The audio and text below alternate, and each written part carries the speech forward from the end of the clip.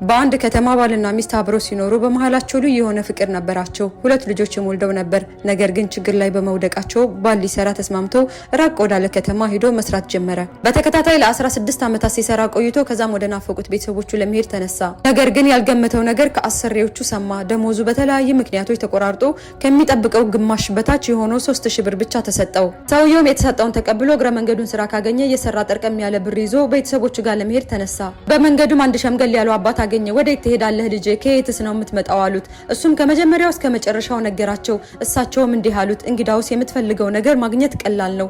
እሱም እንዴት አባቴ ሲል ጠየቃቸው። እሳቸውም በላንድ ሺህ ብሩን አምጣና እነግርሃለሁ አሉት። የተቸገረ ነውና አንድ ሺህ ብሩን አንስቶ ሰጣቸው። እነኚህ አባትም አቋራጭ ነው ብለህ በማታውቀው መንገድ አትሂድ፣ ይህ ምክር አንድ ነው ይሉታል። ሁለተኛውን ሺህ አምጣና ሁለተኛውን መንገድ ልንገርህ ይሉታል። እሱም በየዋህነት ሁለተኛውን ሺህ ይሰጣል። በማያገባህ አትግባ፣ ይህ ደግሞ ሁለተኛው ምክሬ ነው ይሉታል። በቃ ይህ ነው ሲል ጠየቃቸው። እሳቸውም አዎን ልጅ ሶስተኛውን አምጣና በጣም አስፈላጊና የመጨረሻውን ምክሬን እለግሳለሁ አሉት። ከዛም ሰውየው ሶስተኛውን ሺህ ሰጣቸው። እሳቸውም ክፉ ለማድረግ አቸኩል ብለው በባዶ ኪሱ ከሶስቱ ምክሮቹ ጋር አሰናበቱት። እሱም ጉዞን ወደ ቤቱ አደረገ። በመንገድ ነጋዴዎችን አግኝቶ ያውጋ ሲጓዝ መሸ። ነጋዴዎችም ለምን ባቋራጭ አንሄድም በማለት ጉዞ ጀመሩ። እሱም አብሯቸው ጉዞ እንደጀመረ የሽማግሌው አባት ምክር ትዝ አለው። አቋራጭ ነው ብለህ በማታውቀው መንገድ አትሂድ የሚለው ቃል ትዝ አለው። ስለዚህ ተመልሶ በሚያውቀው መንገድ ተጉዞ ብቻውን ከጨለመ ከተማ ገባ። የመሸበት እንግዳ ነኝ አሳድሩኝ በማለት ሰው ጠየቀ። አንድ የዛ ከተማ ሰው የውልህ ወንድሜ እዛ ቤት ሄድ ያሳድራል፣ ነገር ግን እዛ ሰው ቤት የገባ አይወጣም፣ ለማንኛውም እድልህን ሞክር አለው። እሱም የተባለበትን ቤት አንኳኩቶ ቤት እንግዳ ነው ተብሎ ገባ። ታዲያ ከቤቱ ባለቤት ጋር ሲያወጉ ከየት እንደመጣ ቢነግረው ባለቤቱ ተገርሞ እንዴት ሆንክ ተረፍክ? ባልከው መስመር ይመጡ የነበሩ ነጋዴዎች ተዘርፈው ነጋዴዎቹም ለው ከተማው ለቅሶ ብቻ ኮነው አለው። ከዛም የዛ ሽማግሌ ምክር ትዝ አለው። ያቺ በ1000 ብር የገዛት ምክር በብር የማትገዛ ህይወቱን አተረፈችለት። ስለመሸ የቤቱን መቤት ምግብ ለእንግዳው ልታቀርብ ከጓዳ ብቅ አለች። እንግዳው አይኑን ማመን አልቻለም። የተወሰነ አካሏ ብቻ ነው ሰው የሚመስለው። በዛ ላይ ማስፈራራቷ ወደ ጓዳ እስክትገባ ናፈቀኝ። ከዚች ጋር እንዴት ትኖራለህ ብሎ ሊጠይቅ ሲል አንድ ነገር ትዝ አለው።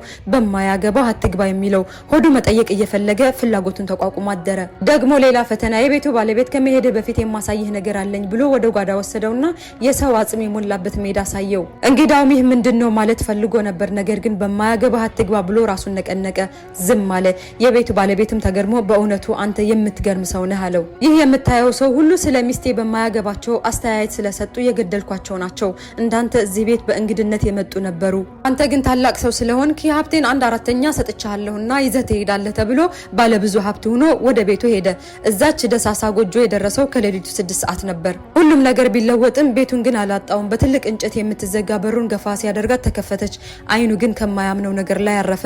ሚስቱ 2 ጎረምሶች መሃል ተኝታለች። በንዴት ተቃጥሎ ትልቅ ድንጋይ አንስቶ ወደ ውስጥ ሊገባ ሲል ሶስተኛው ምክር ትዝ አለው፣ ክፉ ለማድረግ አቸኩል የሚለው። ከቤቱ ውጭ በተጋደመው ዛፍ ላይ ቁጭ ብሎ አደረ። ሚስት በጧት ተነስታ ደፋ ቀና ስትል ድንገት ባሏን ስታየው እልልታዋን አቀለጠችው።